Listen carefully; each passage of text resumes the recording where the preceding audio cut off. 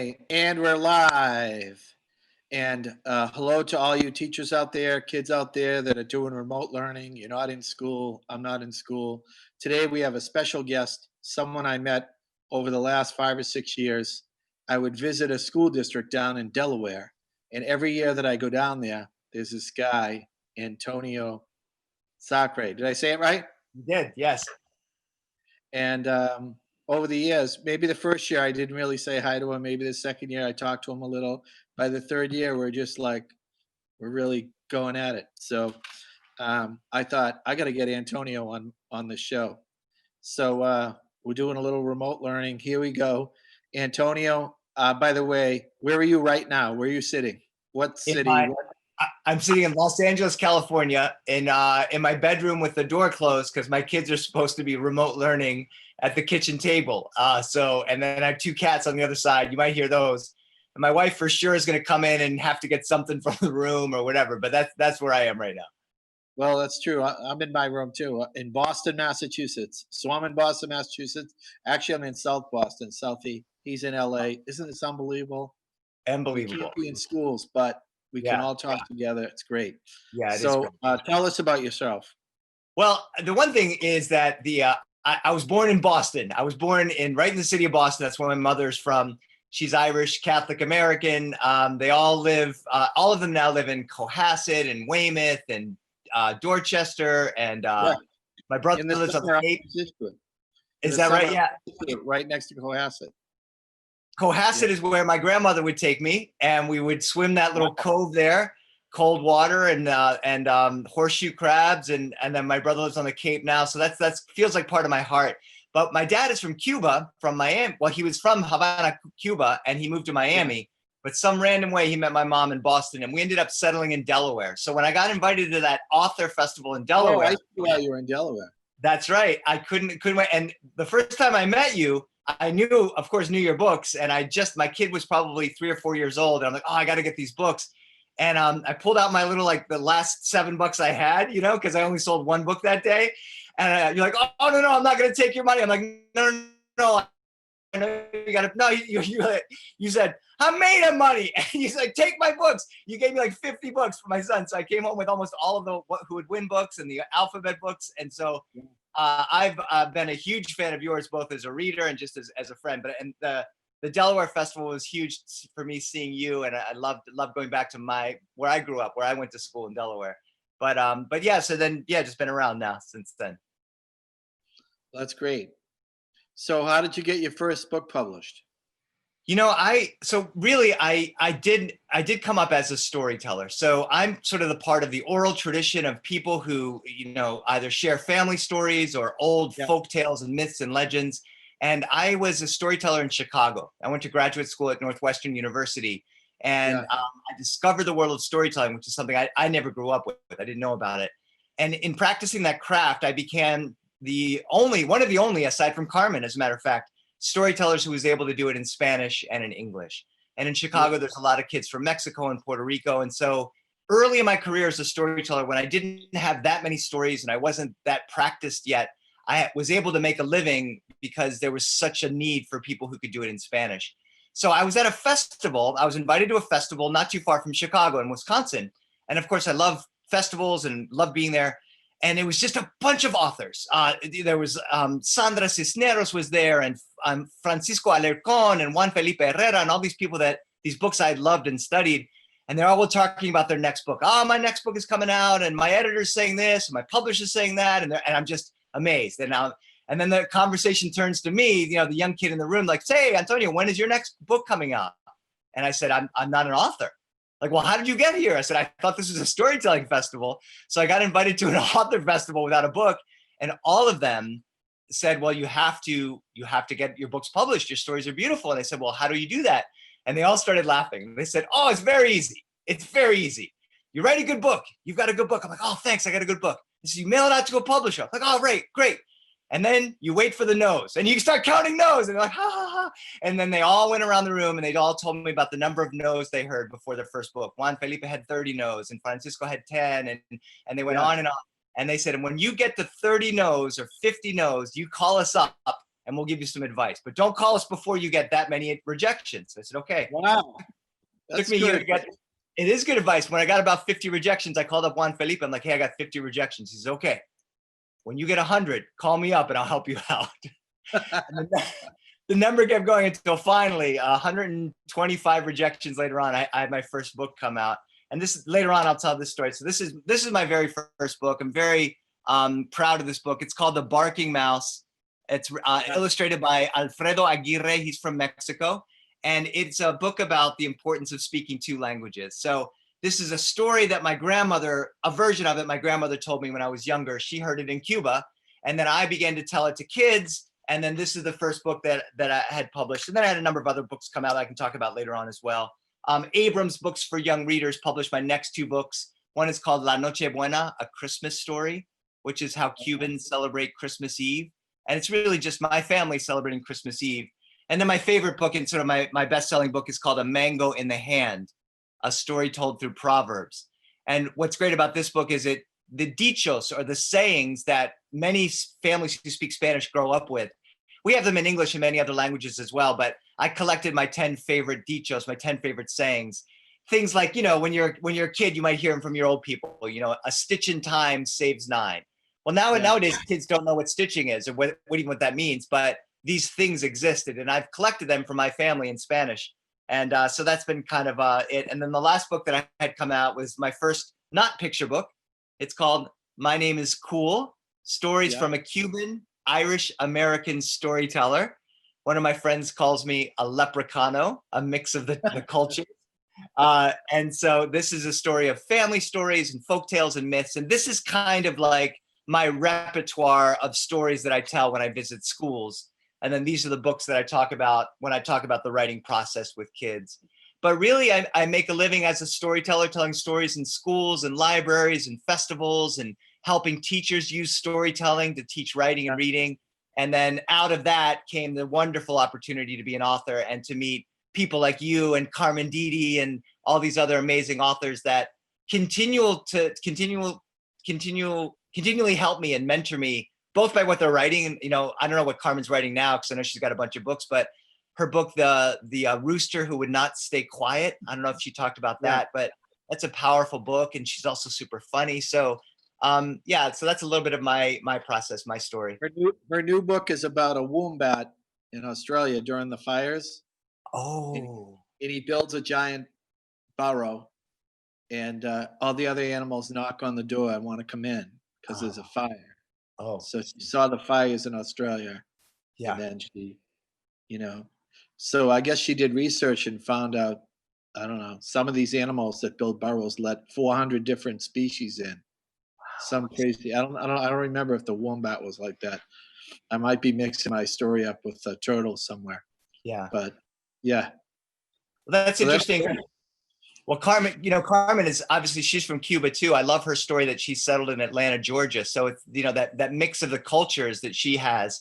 But I was just thinking, it totally makes sense that she would write a story about a house that, a burrow that accepts all different kinds of people.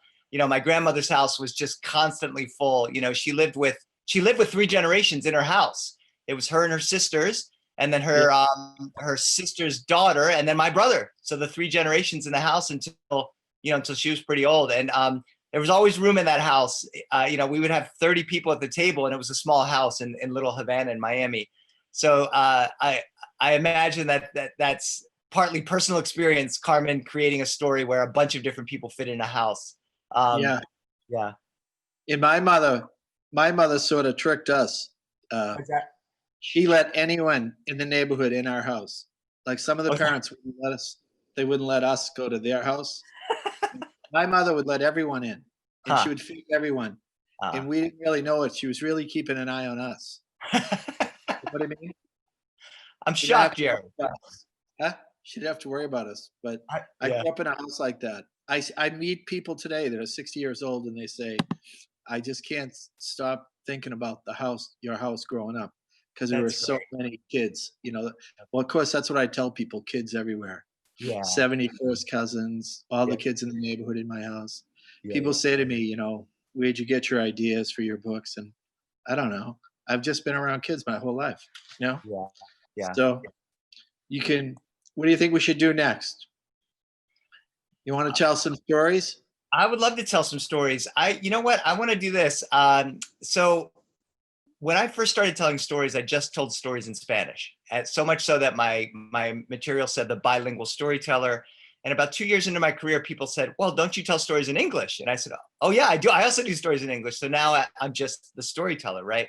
By Well, the way, about first time, by the way, I'm going to interrupt. The yeah, first yeah, time I saw like you and Carmen, yeah, and you guys would morph back and forth into Spanish and English, yes, yes. I'm sitting there in the audience going, "Oh my God, how do they do it?" You know, like I was like, "Holy cow, these guys!" You know, I It's was like totally humbled. You know what I it's mean? it's very funny. Part of it has to do with being in those houses because you'll often be in a house where someone doesn't speak Spanish and someone doesn't speak English. So just growing up, we had to figure out a way that everybody could understand us. And later on, that became kind of what we do because I look out at the audience and sometimes there's 40 or 50 kids who just came to this country, from different countries all over, but a lot of Spanish speaking countries. And so they have no idea what's going on up there. But then if you're only speaking Spanish, the other people don't understand. So how do you get somewhere in the middle? But Yeah, what happened was the last 10 years or so, there's been a really big push around the country for dual language instruction. And what that means is that you have two groups of kids in the classroom, one that speak English and the other that speak another language. Usually it's Spanish, but there's also Chinese and Russian and Armenian, other different languages. And so half the day you're only instructed in one language and the other half only in the other language. So you might learn math in Spanish one week and then math in English the next by the week, or way, you know what's science. interesting? Are your books also in Spanish? No, so this is the thing. Right now my books are in English with just a little bit of Spanish, and I Yeah. definitely one of the things I'm working on with my publishers is publishing them in Spanish, very I was specifically. I was I'll gonna be doing. play a joke on you and send you my Chinese, some of the books that I have in Chinese, and say, and I was gonna go, "Dear Antonio, here's my, Spanish books. Maybe you could read them during the show." But I didn't do it. I forgot I to would do it. do. Hey, I would do the best. we do have someone who called in, Oh yeah. and it's, a famous California author, Pam Munoz Ryan, and she says, Oh gosh. "Hola, Antonio. What books are next?" Oh my gosh. So Jerry, you just know all the best people. I got like Aaron next door and George coming over here with his garbage can. But Pam, I love your books. Oh my gosh. Esperanza Rising is a book that I see in all the classes I go to. So one of the books that's coming out. Actually, I'm going to tell this story in English right now for you. It is growing up Cuban, I had a bunch of nicknames and I never knew what my real name was.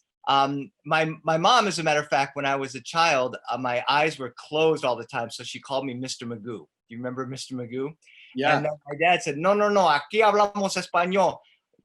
Tú te llamas El Señor Magoo." So I had two nicknames, Mr. Magoo from my mom, El Señor Magoo from my dad. But my uncle said, "El Señor Magoo es demasiado largo. Vamos a decir El Gu." He said, "El Señor Magoo is too long. We're just going to call you El Gu." So before I had my real name, I had three nicknames. When I left Boston lying in hospital as a little Yeah. baby, my mom said, "Oh, we can't put Mr. Magoo, El Señor Magoo, El Gu on the birth certificate." So they called me Antonio from my dad, Bernardo from my dad's best friend from Cuba that never left the island, and Sacre. Bernardo? Bernardo. Yep. Yeah. So on my third day of life, I had six names, three real names, three nicknames. And Pam, the story I'm telling you right now is my next picture book. It comes out next at the end of in the winter, God willing. And so my grandmother called me the name that many Cuban grandmothers call the firstborn, Papito. So Papito, Jerry, you asked me the names that I get called. My dad always calls me Papito. My wife calls me Antonio. I also wanted to go by Tony because it's a And more what does American Papito sounding name. mean? Papito, well, it's funny. In Cuba, Papito is what the old people call the little babies. In Mexico, Papito is what the women call their boyfriends. Oh, Papito, come here, let's go out on a date. But in Cuba, it's, Oye, Papito, ven acá. So it's an interesting thing. And it always kind of gets a laugh from my people from Mexico because when they hear my grandmother call me Papito, they think it's a Yeah. little odd. But in Cuba, they always go, ah, Papito. My cousin called me Coquito because my head was like a little coconut, so she called me Coquito. And then my uncle called me Futingo because I would fall all over the place. This is a name that you can't even find in the dictionary. It just means a jalopy, a jalopy. So as a kid, I had 10 names: Papito, Futingo, Coquito, Tony, Antonio Bernardo Sacre, Mr. Magoo, El Señor Magoo, El Goo. And on the first day of school, when the teacher was reading the roll call, she said, I don't remember the names. Hey, Michael Smith. Kid goes, here. John Witherell, here. Mary Johnson, here. And she said, Antonio Sacre. And everyone looked around the room, including me. She said, honey, I think you're Antonio Sacre. I said, I don't think that's my name. She said, well, what is your name? I said, well, it's Antonio Bernardo, Papito, Coquito, Futingo, Capitán de los Mosquitos, Mr. Magoo, Señor Magoo, El Goo Sacre. And because it was the 70s, Jerry, I got sent right to the principal's office. There was no discussion. There was no like, let's talk about this. And I'm there at the principal. He's like, what's the matter with you? And I'm looking at this huge man. He says, what's your name? You're going to make fun of me. He says, what is it? And I told him all my names. How my grandmother called me one thing and my uncle called me something else. And my mom called me Mr. McGee. He started laughing. He said, that name is cool. And you tell the teacher that. So I went back to the classroom and she said, what is your name? I said, the principal says my name is cool. And she started laughing. And she said, well, cool. Welcome to school. Yeah. And that story became the first story in this chapter book of stories. I get it. My name is cool. Yeah, but now they're turning it into a picture book. So the book is being illustrated. You know how long that takes. So so that's the next one that's coming out. And Pam, thank you so much. I can't wait to meet you as well. One of the things I love to do is to go into these classrooms and see the books that the teachers are teaching. And Jerry, your books are everywhere. And Pam, I was just in a 5th grade classroom and your books were there too. And so to see these, I love to put a face to the books. I love to tell the kids, all of these amazing books that you read are real people who think about things and they write things. And you know, part of what I want to do is I want to inspire the kids the way I was inspired to think, wait a minute, I can write books too. I didn't know that that was possible. You know, some of the books that come out seem so amazing. And, you know, you authors have worked so hard on them. One of the things I love about my books is they're really just about, one is just about my family meal, nicknames my grandparents called me, you know, sayings I grew up with.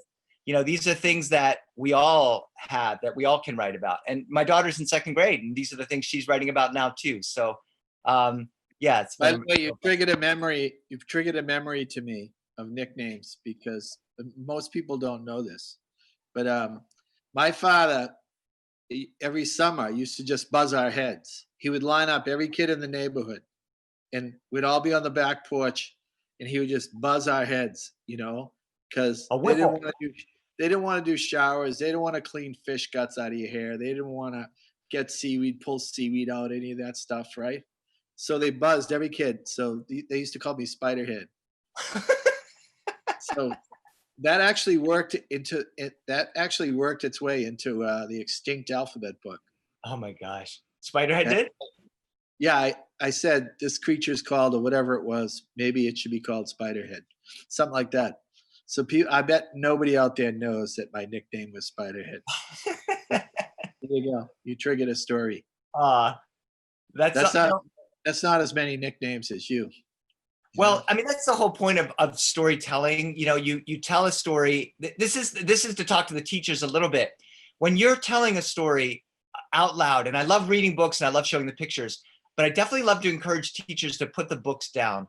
When you tell a story out loud, there's a part of the brain that is activated that doesn't activate in any other way. And the kids hopefully are listening to an interesting story, but they're simultaneously writing their own stories. So as an example, Jerry was listening to my story and laughing, but he was thinking of this memory. And you painted the picture, Jerry. There's your dad and all the kids getting their haircuts and the nickname that came out of it. And so, you know, definitely whatever stories are sparked when you hear a story is engaging the writing process in the kids' minds. And I'd say all the way up to all the different levels for sure.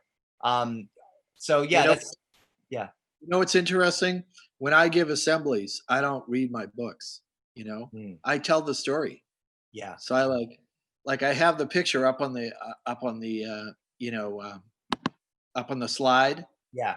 But I for some reason I don't read them. I just tell the story. It must be more natural.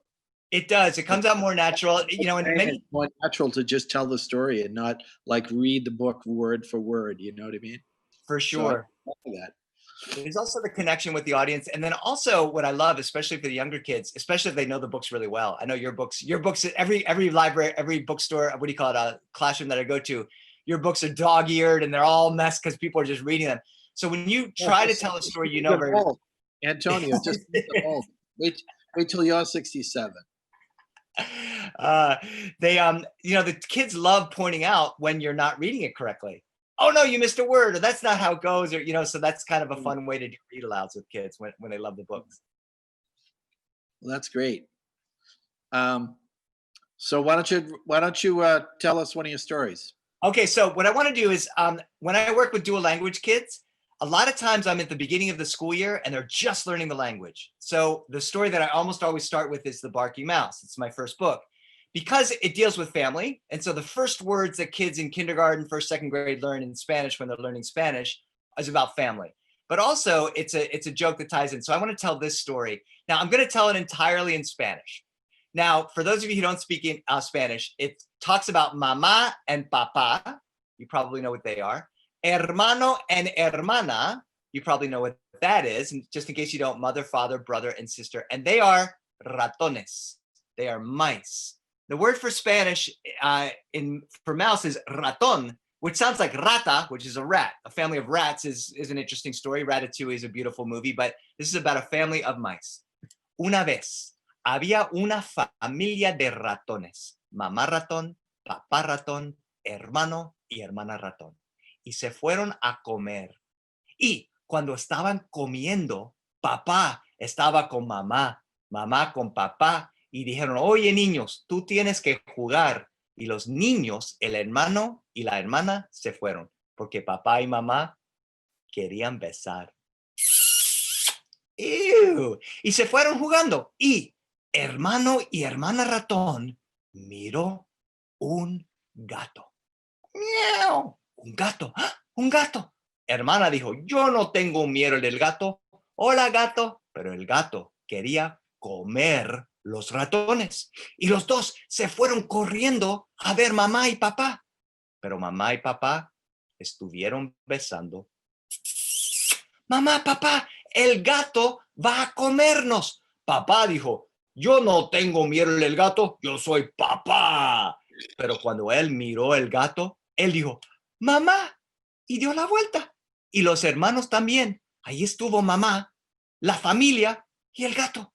Mamá tenía mucho miedo, pero miró a los ojos del gato y con el valor que una mamá tiene para su familia, empezó a ladrar como un perro loco.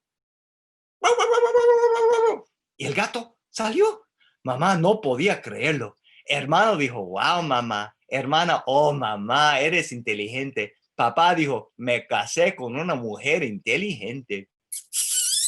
Los hermanos dijeron, ¡ew! Y cuando llegaron a la casa, mamá dijo a los niños una cosa muy importante y yo quiero decirles a ustedes también. Es muy importante hablar dos idiomas. When I tell that story in Spanish, the people get the joke at the end of it. And I'll just very quickly share with you. The family of mice went on a picnic. And when they were done eating, the brother and sister said, let's go play a game, Mama and Papa. They said, nuh-uh, we want to stay here and smooch. So the brother and sister go running and they play soccer and tag and close your eyes and spin around until you fall over. And then they ran across the field where on the other side of a fence, they saw el gato. And they didn't think the cat could jump over that fence, but sure enough. And so they ran back as fast as they could to their parents, where Mama and Papa were still smooching. They said, stop smooching. The cat is going to eat us. Papa said, I'm not scared of that cat. I've got big muscles. My dad was always talking about how big his muscles were. When I was about 20 years old, my muscles were finally bigger than my dad's.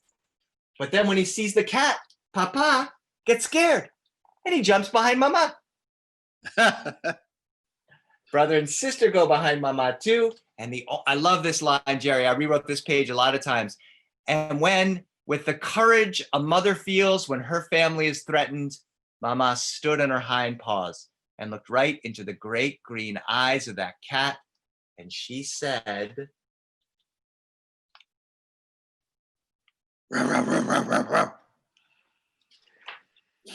Papa said, I knew I married the right woman. And when they got home nice and safe, Mama said to her kids, you see, kids, it pays to speak another language. Es muy importante hablar otro idioma. Beautifully done. Beautifully done. Thank you so much. All right, so that was your first book, right? That was my first book, yes. Now, when it came out, yeah, I would assume you didn't work with the illustrator, did you? No, I didn't. Yeah, so they sent it. So all of a sudden it came out.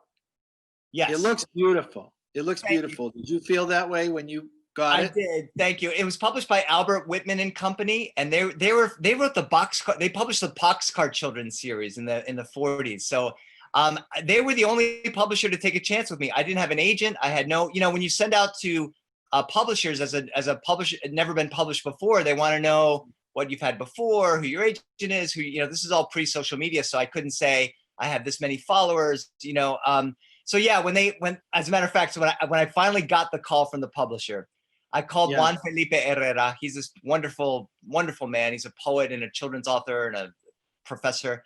And I said, I got a deal. He said, oh, that's amazing. He says, this is what you do. You ask for this much money for an advance. You ask for this much money as a residual, and you want to make sure you have some say in the illustrations. I said, okay, good. So I called him back. I'm like, this is what I want. Like, you're not getting it. And I said, okay, whatever you want me, whatever you got is good with me. And I called Juan. I thought he'd be upset. He said, nope, that's exactly right. In the next book, you can ask for more. So each interesting. We had Marianne Coca Leflo on last week. Yeah, and she was with Whitman. Oh, is that right? Yeah, they're doing nice work. Yeah. So for me, did you have a say with the illustrators in some of your books, or all, or none, or what's that like for you? I'm a freak of nature. I started out self-published, so I hired the illustrators myself, and I worked with them, and I pretty much designed all my books. Yeah. And the illustrator and I would sit next to each other and sort of decide which way the book would go, That's pretty great. And then even when I got to a big publisher, they said, hey, whatever you're doing, just keep doing it. They let us keep doing it. So I was a lucky guy. A few of my books, though, I had nothing to do with it, and I was a little scared at first, but they came out beautiful. Yeah. I don't know if you ever saw my book, Who Will Plant a Tree? The illustrator, the book designer did just a beautiful job. Yeah. And F is for Fenway. They did a great job on that book. And let me think of what other book. There was another one I had nothing to do with it. Oh yeah, A Giraffe Did One. Did you ever see the book A Giraffe Did One? You could have your daughter read it with me online, because it's online somewhere on my website. It's called A Giraffe Did One. Okay. All right. We'll look it up today. Yeah, she might really like that. It's a cute book. But I had nothing to do with it. But the lady who illustrated did just a beautiful job. Yeah. The second book that came out was illustrated by Angela Dominguez, and she's gotten pretty famous as an author as well. So that was a good break for me, because this was with Abrams. This is after Abrams was sitting on all that Diary of a Wimpy Kid money. So again, they took a chance on a new publisher, on a new author, and a new illustrator. And so that's a serious publisher. Yeah, and this is a beautiful book as well. I never had an aesthetic. It's funny. One of the things I do is I do share my drawings, because drawings are important for me at the early part of my process, but they're just stick figures. I just draw stick figures. And that's how I exist in the illustration world. So whenever they send me illustrations, I'm so amazed that they made anything that doesn't look like a stick figure, that I love them. So, but yeah, I have three different styles. I have a very realistic style, a cartoonish style, and then like this sort of hybrid of the both, which is really great. And the next book coming out is very beautifully illustrated by a woman who has a mixture of Filipino and Latino. And so the mix of the cultures is just a part of who I am. And when my illustrators reflect that as well, that's been really fun. We have Barky Mouse illustrators from Mexico, One of the illustrators is from Spain, so it's been really fun to meet them. I never met them in person, but to see their stuff and to see the books come out, it's been a great joy. What was I going to tell you? I had maybe 10 or 15 books at the time, and they called me up and they said, we're going to turn one of your books into, we're going to translate one of your books into Spanish. So I'll tell you my Spanish story. Naturally, I couldn't translate it into Spanish and have all the nuances of the language and all that sort of stuff. So the book, my best-selling book at the time was Icky Bug Alphabet. Yeah. But if you take a bug, like say a butterfly in Spanish, it's not mariposa. Butterfly, mariposa is how we would say it. Yeah. Yeah, mariposa. Mm-hmm. So like my B page, in other words, it's M. Like if you took my bug book, you translated it, there'd be like 5 M's, 2 J, like, you know what I mean? Like you can't really translate it. Right. And that book. Yeah. So they decided it was too difficult to translate the alphabet books and make them look good. So they took my counting book and they said, we're gonna translate your counting book. Okay. So then there was a fight over, do you call it insectos? Icky insectos. Oh yeah. Oh cool. Icky, like English slang, isn't it? Sure. Yeah. So is there a Spanish slang for icky? So there was a big fight in the publisher over whether to call it icky insectos. Well, how would you say bug? Like a bug? I would say, yeah, it's funny. I would say insecto. Yeah, I wouldn't say, I wouldn't say that. Yeah. As a matter of fact, my Spanish speaking people couldn't pronounce bug very well. Bug. So insecto. Yeah, we'd say insecto. Oh yeah. So it went back and forth. Eventually they settled on Cuenta los insectos. Oh. So I lost like the playfulness of icky. Like they really think of like what how to replace that. But the book looks beautiful. Yeah. All right, go ahead. Show me another one. Well, I did see a question here. There's a man named Craig Schroeder. It looks like he's from Mexico. Is joining us live. Oh yeah, que viva Mexico. He's asking this, Jerry. It's interesting. Kindle publishing helping. Do you see Kindle publishing helping aspiring? Oh, Craig is from Nebraska, but Mexico is joining. You know what, Craig? This is funny. So my father can't pronounce a lot of different words in English. So Craig is a diphthong in English that is almost impossible for native Spanish speakers to pronounce. So I have a dear friend named Craig from Denver, actually. And my dad says, how is Craig doing? How is Craig? Nope, Dad, it's Craig. Craig, he can't say it. Craig is from Nebraska, but aquí veo que México está ahora con nosotros también. Craig asked, does Kindle Yeah, go ahead. You read that, Terry. Go ahead. You want me to read it? Yeah, it's your show, You Jerry. see Kindle publishing helping more aspiring young authors to be published in the future. I don't know how to answer. I don't know the answer to that. This is how I feel for anyone out there who wants to write a book. If you have a creative, beautiful idea, it will get published. And if you have an idea that's been done 1,000 times, it might not get published, So that's how I really feel. If someone has a really creative idea, it will get published. Kindle, I assume is that Barnes and Noble, Kindle publishing? So I don't know if they're into I don't know anything about them right now. So I would say this to Craig as well. It's interesting you said that, Jerry. I feel like I've been using an analogy of sports. I grew up loving sports. I'm a Red Sox fan, just memories of watching with all my Boston family. And, how many times does a guy have to strike out? How many times does he miss the ball, right? So a 300 hitter is an all-star. He's missing 70% of the time. Right. So what happens, what I see happening with a lot of young authors is they have one idea that they think is great, and it might be great, but they don't send it, they're not sitting on 100 rejections. If it's a good idea, it's going to get published, but it's got to get out there. So part of publishing is being rejected and also coming up with the next ideas. I mean, Jerry, you have 3 or 4 different series of books, not just, you probably, I don't know, maybe you could have sat on your laurels from the Bugs books or the Who Would Win books, but you're constantly pushing yourself as a writer. So I think that's important. Yeah. The other thing I would say is, a friend of mine says, I don't, actually, his name's Roland Smith, the novelist Roland Smith. He Just says, name dropping, Jerry. Just dropping names left and right. Roland says, I don't write books, I finish them. Oh, You know how a lot of people write books, they think of books and then they think they have a really cool idea, but they never actually finish them. that's So very someone said that to me one day. I don't write books, I finish them. And I was like, whoa. At first I thought it was a really mean thing to say, but then I thought it really makes sense. You got to finish them and then you got to You know send what? them, you know?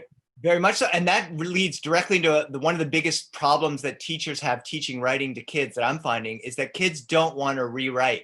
They want to get the idea out and then it's done. And they don't think that there's any more work that needs to be done. By the way, I've seen Pam Ryan speak to teachers and she always says, I'm not a writer, I'm a rewriter.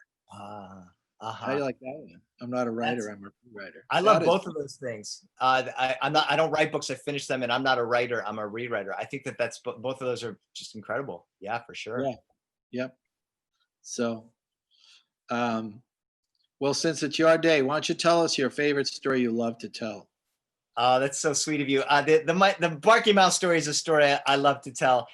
There's a little story I want to tell for there's a friend of mine named Jim May, and Jerry, he's an author too, but I met him as a storyteller.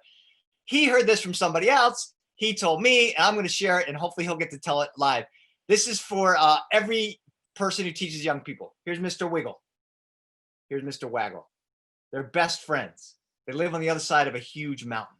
So one day, Mr. Wiggle goes out of his house. He opens his door, pop, goes outside, pop, closes the door, pop, and he walks up and down and up and down and up and down and up and down and gets to the house of his friend, Mr. Waggle, and knocks on the door.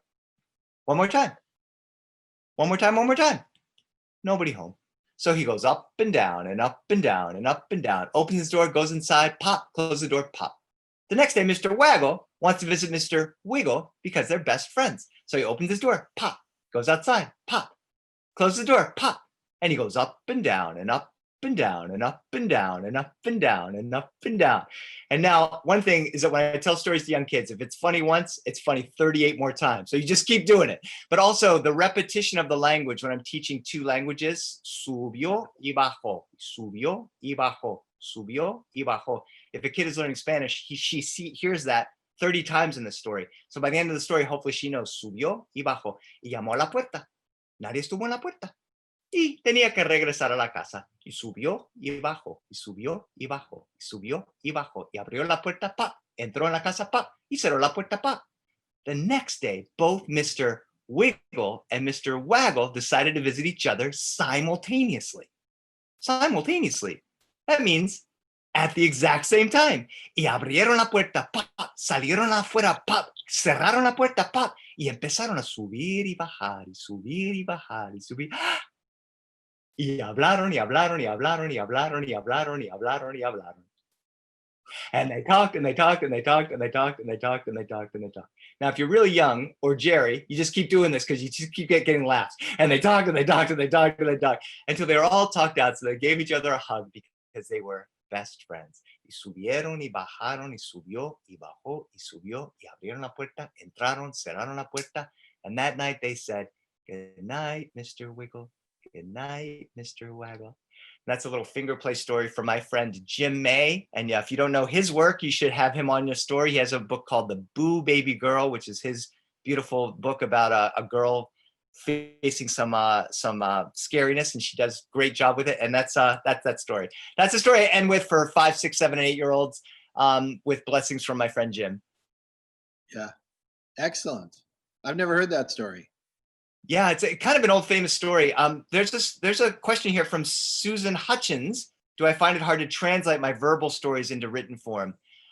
Susan, that's a really interesting question because, as you can tell, my facial expressions and my body gestures and the way I use my voice is an integral part of how I tell stories. So when I talk with my agent about my book ideas, she almost always says, "Oh, I can see how that really works live." which means it's not working on the page right now. So yes, it's a big battle for me. So I try to figure out how the illustrator can help make some of these things come out, make some of the humor come out. And that's a little bit of shorthand, which is good, but to get to the point where an illustrator is going to illustrate it, it really is a lot of, back to Pam's point, a lot of rewriting so that that humor and that sort of those moments jump off of the page. Very good. Excellent. By the way, this came to me, this Spanish Who Would Win book. So kids out there, the Who Would Win books are in Spanish and they are in Mandarin Chinese, I think. So what is the actual translation of that, Antonio? So yeah, ¿Quién ganará? Who will win? Who will win? Yeah, it's interesting. Yeah, but we would know what that is. Yeah, who would win or who will win? Yeah. That's what that means right there? Yes. And then how would you say that? Gloton? Gloton. You know what? Demonio de Tasmania. I don't know what a gloton is. So I just want to model as a dual language learner. I would look at the picture and try to figure out what gloton is. Jerry, could you show me the picture? Because I would need to go to a Spanish dictionary. Gloton. Okay, there's a gloton. And Tasmania. Oh, you know what? Maybe a gloton is a weasel, but I'm not sure. Am I right, Jerry? It's from the weasel family, but it's a wolverine. A wolverine. Okay, so I'm pretty sure its scientific name is gloton. I'm sure that's the case. So gloton, it's funny because the word gloton means somebody who eats a lot. So Alain, yeah, glutton. You're right, yeah. Glutton. That's where he got his name. So you're right. I forgot about that part of the story, that his name, let me see if I got it right here. Well, it means, how about that? Gulo. Oops, sorry. El glotón. Oh, gulo. Nombre científico. Gulo. You know what? I don't know what gulo means, but maybe it's like gulp or something. I'm not sure. Again, like what I would do is I would call my dad and I would ask him. As a matter of fact, I talk to him almost every day. I'll say, Papa, ¿qué quiere decir gulo? What does gulo mean? And then we'll have a big discussion because some of these words mean different. That might be Latin or it might be Greek. It might be. Because they use.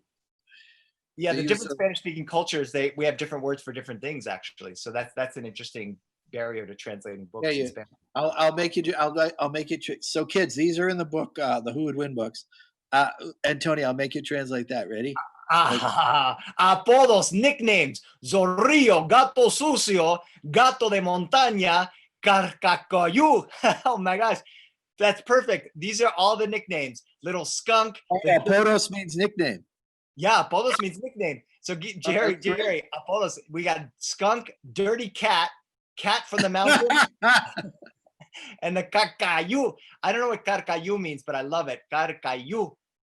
So that's so great. That totally makes sense to me. And Cat of the Mountain, I guess. Yeah, Cat of the Mountain. Cat of the Mountain. Zorillo is a skunk. That's funny. Zorillo. Hey, that's great. I wanted to say that I am starting to read. So Jerry, I'm serious. You got to send me that book and I'm going to read it for my Spanish Read Aloud channel on my YouTube channel. So my daughter and I, she's 7 years old, second grade. We've been practicing reading aloud in Spanish and I'm just recording them on YouTube and you get to see some well-known books that are in a lot of dual language classrooms. And Jerry, as soon as I get your book, we'll put it up on the channel as well. And we just read the book entirely in Spanish. We talk about it, and so that's one of the things I'm offering to families, just specifically in dual language programs.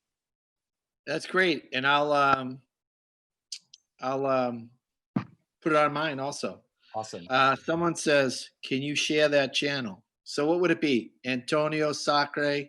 Yeah, if you go to YouTube and just Google in my name, which is Antonio Sacre, read books in Spanish. Yeah, if you go to YouTube and you type in my name, Antonio Sacre, you'll see, I don't know, I've got a couple hundred videos. They're mostly just schools putting videos of me performing at the schools, but there's a channel there called Read Aloud Books. And there's about 7 or 8 books there. We just did the Olivia book by Ian Falconer. And all of these are with permission from the publishers while the crisis is going on. Once the crisis is done, I'm going to take the channel down and do something else. But yeah, that's that. Another resource I wanted to give for families is you can go to my website, but if you go to Bandcamp, I'll put this down for the people there too. all of my storytelling albums are streaming for free on Bandcamp. So if you go to Bandcamp and you type in my name, Antonio Sacre, you can listen to. I have 6. Yeah, Bandcamp, and yeah, they're all MP3. Well, actually, you just listen to it streaming live on the site. BANCAMP. Yes, that's right. Bandcamp is the name of this thing. My assistant helped me find it, and it's just a way that people can hear all my stories for free. That's great. And there's 6 albums of stories that I recorded in the studio. This is part of the tool of the storyteller. You know, we had these. They used to be cassettes, Jerry. I had a bunch of cassettes. Then I had CDs. Now they're just out there. But the latest album I love, and you can listen to it for free on Bandcamp. If you want to own it, you can get it on iTunes, and it's called The World's Second Best Dad. My kids have been helping me learn that I'm not the world's best dad. If I was the world's best dad, I would take them to Target and we'd buy candy, and I wouldn't make them brush their teeth every night. But there's some fun stories of hijinks of trying to be a dad of these 2 kids. So that's my latest. I misread the clock. I thought it said 11:30. It's actually 11:40. Wrap it up, Jerry. I got things to do, guy. Come on. Antonio, this was a fabulous visit. I can't thank you enough. It's such a joy to hang out with you. You know, Jerry, I love seeing you whenever you come out to California, and I can't wait till we can get a big hug on the Malibu Pier and drink a green kale smoothie shake. That's right. I can't wait to go back there. Hey, thank you, everybody. And thank you. By the way, his website is Antonio Sacre, SACRE, AntonioSacre.com. Is that correct? That's correct. And you can get all links. JerryPallotta.com, JerryPallotta.com. Thank you, everybody, for having us. Thank you for sharing all your talents, Antonio. In our secret weapons in the background, Jamie and Mary Alice. Thank you, everybody. See you later. We'll talk soon.